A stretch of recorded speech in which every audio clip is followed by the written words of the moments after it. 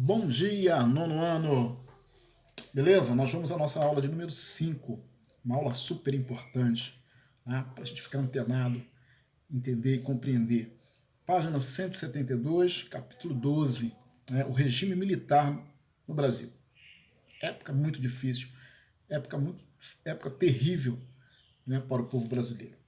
No início da década de 1960, a comunidade internacional vivia uma época conturbada. Era o período da Guerra Fria, em que o mundo estava dividido em áreas de influência dos Estados Unidos e da União Soviética. Nesse contexto, as reformas sociais propostas por João Goulart, então presidente do Brasil, foram vistas como uma ameaça de implantação do comunismo no país. Pasmem. Para muitos brasileiros, a ideia de que se tinha do comunismo era divulgada pela propaganda estadunidense, ou seja, que se tratava de um regime de subversão da moral e dos valores éticos dos cidadãos. Por isso, grande parte da população acreditava que somente os militares poderiam salvar o país do avanço comunista. Dessa forma, como vimos no final da unidade 4, por meio do golpe de 1º de abril de 1964, João Goulart foi deposto e os militares assumiram o poder. Ficaram 21 anos no poder aqui no Brasil, né? E aí, logo após, né, o golpe, o presidente da Câmara dos Deputados, Ranieri Mazzini, assumiu inteiramente o cargo de presidente. No entanto, na prática, o poder é exercido por uma junta militar, formada por um representante do Exército, um da Aeronáutica e um da Marinha. Né? Então, os militares tomaram o poder, né, sobre uma ditadura, né, e ficaram esses 21 anos, como eu falei. Com a implantação da ditadura civil-militar, muitos direitos garantidos pela Constituição passaram a ser anulados pelo governo. Okay? Naquele período, a liberdade de expressão, por exemplo, não era um direito garantido. Okay? Então, né, a censura começou a pressionar principalmente os jornais. Qualquer manifestação crítica ao governo feita em uma reunião, escola, no trabalho ou em qualquer lugar público poderia ser reprimida pela força policial. Né? Então, de uma forma covarde, eles reprimiam quem falasse mal deles. Né? Você não podia ter uma ação crítica contra o governo. Né? E isso eles fizeram e foram se consolidando no poder. Né?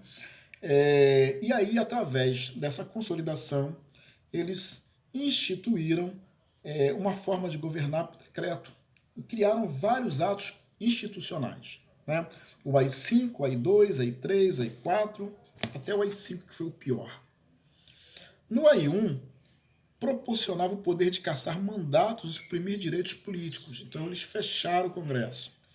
No AI-2, extinguiu vários partidos políticos. Então, não podia ter partido político no Brasil. Né? Estabeleceu-se o bipartidarismo. Só 2 partidos. O partido dos militares, que era do governo, e o partido de oposição. Não poderiam ter mais outros partidos. O AI-3 estabeleceu as eleições indiretas para os cargos de governador e vice-governador. Eleições indiretas era o seguinte: quem escolhia eram os deputados, né?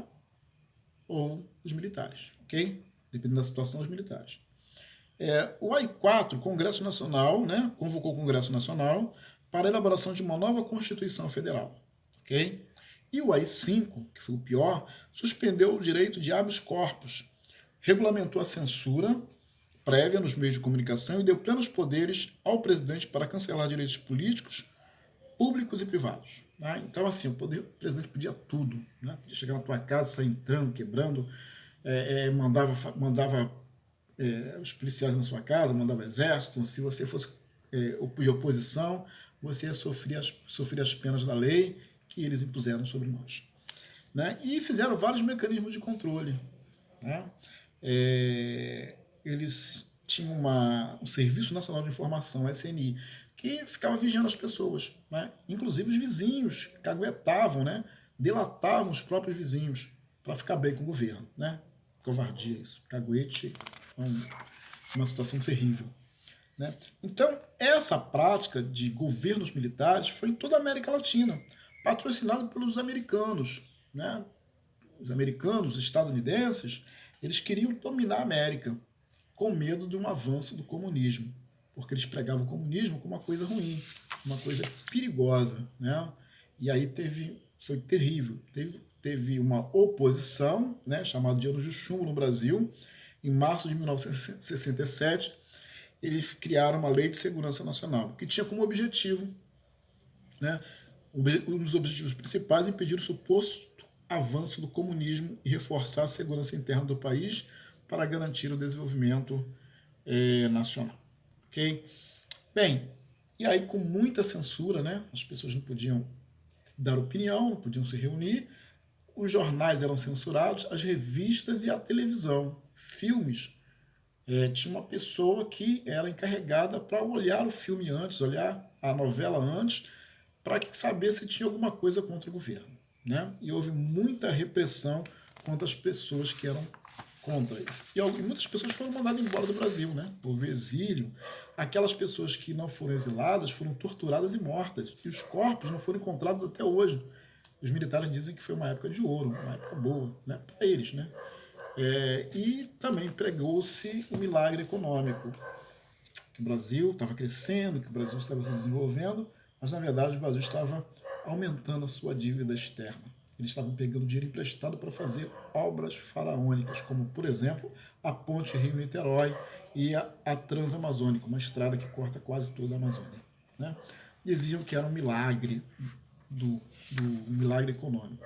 Só que depois de algum tempo, né, nós brasileiros tivemos que pagar altos impostos para pagar esse milagre econômico feito pelos militares. Ok? Pessoal, até a próxima aula. Fique com Deus. Cuidem-se, ok? Deixa eu falar uma coisa para vocês. Estudem. Né? Uma das formas de vencer na vida é estudando. E, principalmente, uma das formas de revolucionar o mundo é estudando. Estudar é um ato revolucionário, né? Que o governo muitas vezes não quer que as pessoas estudem para que as pessoas não tenham conhecimento, né? E não fiscalize, e não olhe, e não critique as coisas erradas que passam por esse país. Valeu? Um abraço, até a nossa próxima aula.